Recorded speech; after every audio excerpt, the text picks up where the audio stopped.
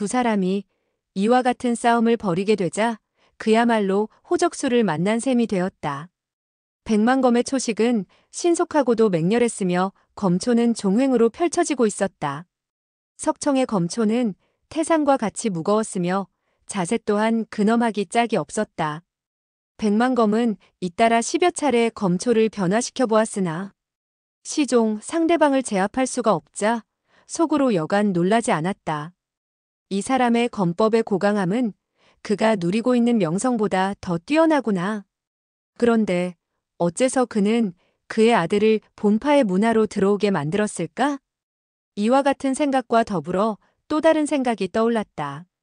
조금 전 나는 분명히 패한 거나 다름없었다. 그것은 두 주먹이 네 주먹을 이길 수 없다는 변명이 될 수도 있겠으나 지금은 1대1로 싸움을 하고 있는데 다시 1초 반씩을 지게 된다면 설산파는 정말 명성이 땅에 떨어지고 말 것이니 반드시 그를 제압하여 한번 목숨을 살려주어야지. 그렇지 않을 때는 치욕을 씻을 수가 없을 것이다. 그는 급히 이겨야겠다는 집념에 사로잡히게 되자 자연히 위험을 무릅쓰고 초식을 펼치게 되었다. 석청은 이를 보고 내심 기뻐했다. 서두르면 서두를수록 나의 손아래 지게 될 것이다. 10여 초가 지나게 되었다. 아니나 다를까 백만검은 잇따라 위험한 고비를 맞이하게 되었다. 이렇게 되자 그는 흠칫하며 급히 심신을 가다듬었다. 그리고 기이하기 이를 데 없는 수법을 거두고 정정당당한 검법으로 변화시켜 급격한 공세로 성기를 제압하고자 공세를 가했다. 이렇게 되자 두 사람은 정말 막상막하의 형세를 이루게 되었다. 석파천은 한옆에서 두 사람이 손을 쓰는 것을 제대로 이해를 못했으나 넋을 잃고서 구경하고 있었다. 석청과 백만검 역시 자기 주위의 사정을 모조리 잊을 정도로 싸움에 열중하고 있었다.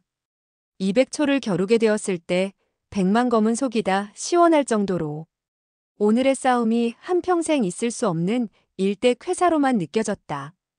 그는 민유의 일검에 제압을 당해 마음이 꺼림칙했던 것도 지금은 깡그리 잊어버린 상태였다.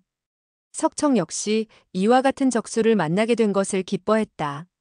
두 사람은 자연적으로 서로를 아끼는 마음이 생기게 되었고 적대감이 봄눈 녹듯 사그라들었다. 따라서 서로 연구해보겠다는 생각이 일어나게 되었고 각기 절기를 펼쳐서는 상대방이 어떻게 자기의 초식을 해소시키는지 보려 하였다. 두 사람이 처음 싸우게 되었을 때 대전 안은 쨍그렁, 쩡쩡하는 소리가 가득 대전을 메우듯 하였으나 이 무렵은 두 자루의 검이 부딪히는 소리가 들려오지 않았다.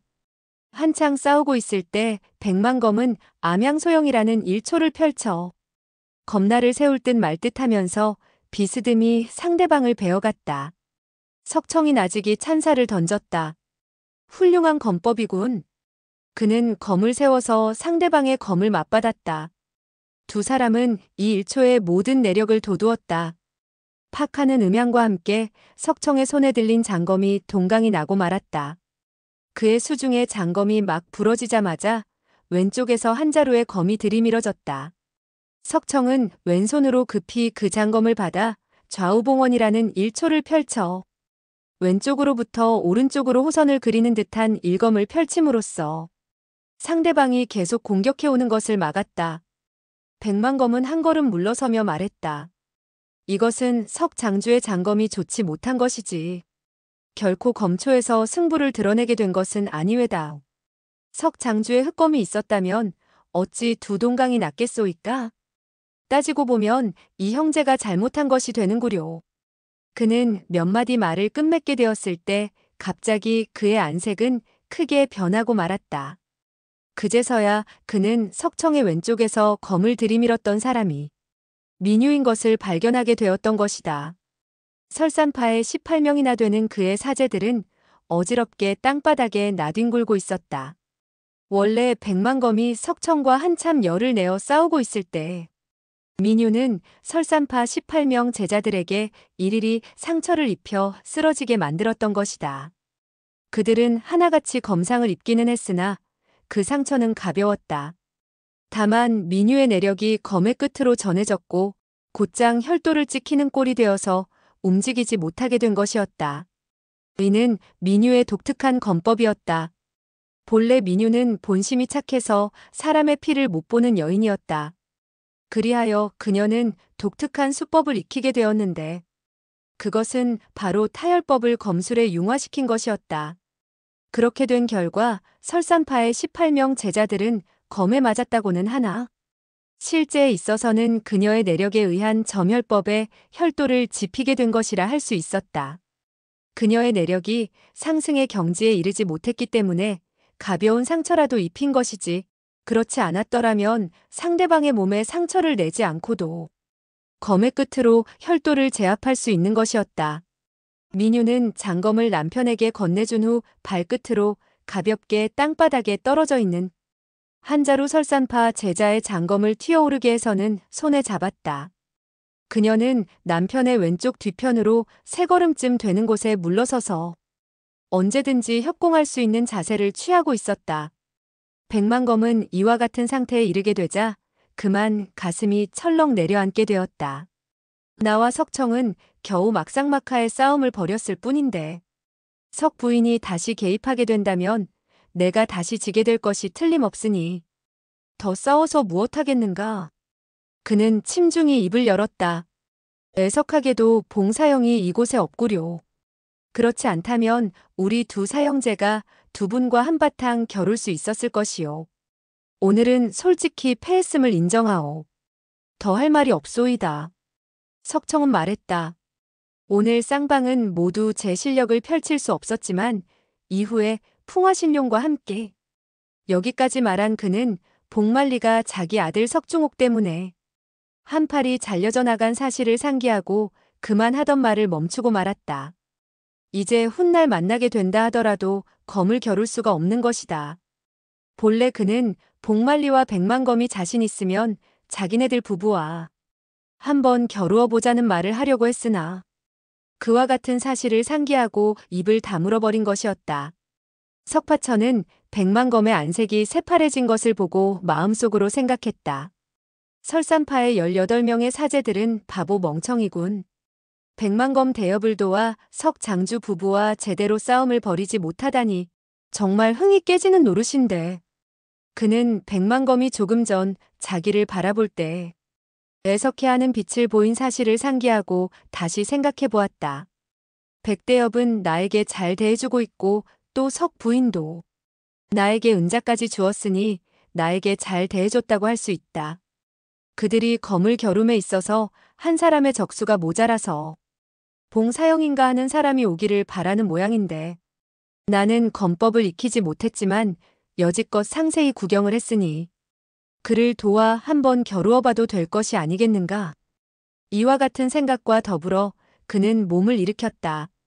그는 민유가 하던 대로 자기도 해볼 양으로 발끝으로 땅바닥에 한자루 장검을 살짝 건드려 퉁겨오르게 한 후 허겁지겁 검자루를 받아쥐고는 웃으면서 입을 열었다. 여러분들은 한 분이 모자라서 검법을 겨루지 못하는가 본데 제가 백대엽과 짝이 되어 흥을 돋우어 볼까 합니다. 하지만 저는 검법을 모르니 아무쪼록 잘 봐주십시오.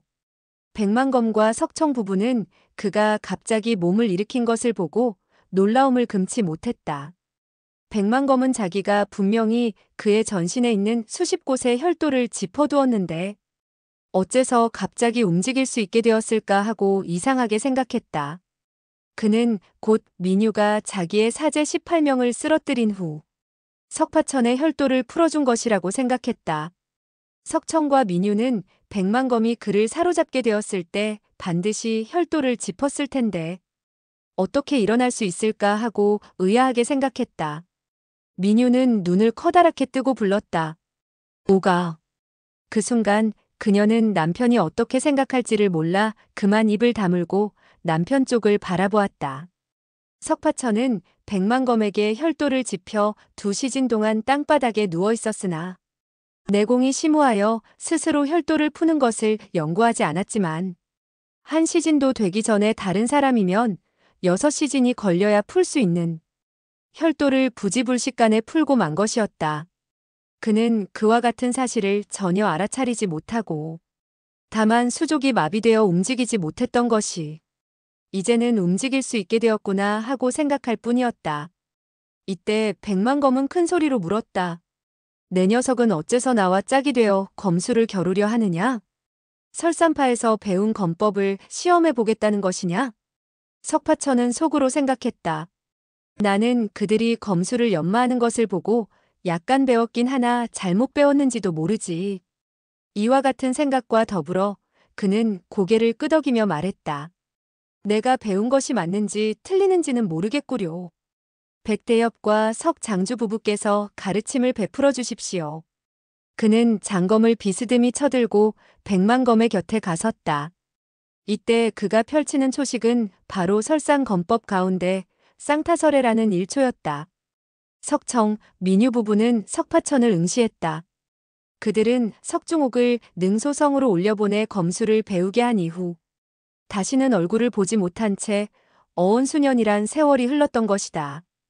이제 객지에서 이와 같이 만나게 되고 또 그 가운데 많은 문제점을 안고 있는지라 진정만감이 교차했다. 석청 부부는 아들이 거의 다 자랐고 몸도 튼튼한 것을 보고 기뻐했다. 더군다나 석파천은 초췌한 얼굴빛을 하고 있었으나 연기 발랄한 기상이 엿보이는 젊은이인 것은 틀림이 없었다. 더욱이 눈동자의 형형한 신광이 빛나는 것이 심오한 내공을 지니고 있는 것 같아 더욱더 기뻤다. 석청은 아버지로서 무림의 여러 가지 규칙을 생각하고 긴 한숨을 내쉬었다. 하나밖에 없는 자식이 현소장 가문의 명예를 땅에 떨어뜨리게 되어 차마 강호의 얼굴을 들고 돌아다닐 수 없는 형편이 되고 말았다. 그리하여 이 몇 년 동안 그들 부부는 몰래 그의 종적을 찾아다니면서 무리민들과 마주치는 것을 회피해왔던 것이다. 그런데 이제 그 아들이 부모를 보고도 앞으로 나와 인사하는 것은 고사하고 오히려 무공을 겨루어 보겠다니 설산파에서 한 온갖 행동이 결코 거짓이 아니라는 생각이 들어 속으로 기가 막혔다. 그는 좀처럼 화를 내는 사람이 아니고 백만검의 앞인지라. 끓어오르는 분노를 꾹 참고 가라앉혔다. 민유는 인자한 어머니의 본능으로 자식을 미워하는 마음보다 기뻐하는 마음이 더욱더 컸다. 본래 그녀는 두 아들을 두었으나 둘째 아들은 원수에게 해를 입어 참혹한 죽음을 당했던 것이다. 그녀는 두 아들에 대한 사랑을 홀로 남게 된 큰아들 석중옥에게 쏟게 되었다. 한데 이번에 이런 사건이 발생하자 그녀는 남편에게 설산파에서 아무래도 뭔가 잘못된 일이 있었기 때문에 아들이 그와 같은 행동을 저질렀을 것이라고 변명을 했다.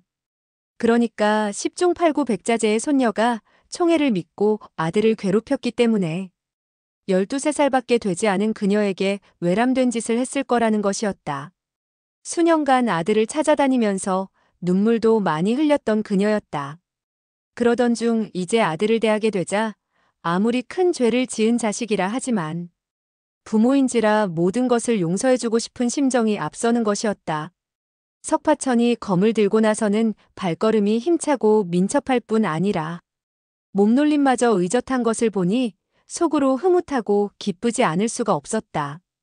그녀는 당장이라도 아들을 껴안고 그동안의 우여곡절과 깊은 정을 나누고 싶었다.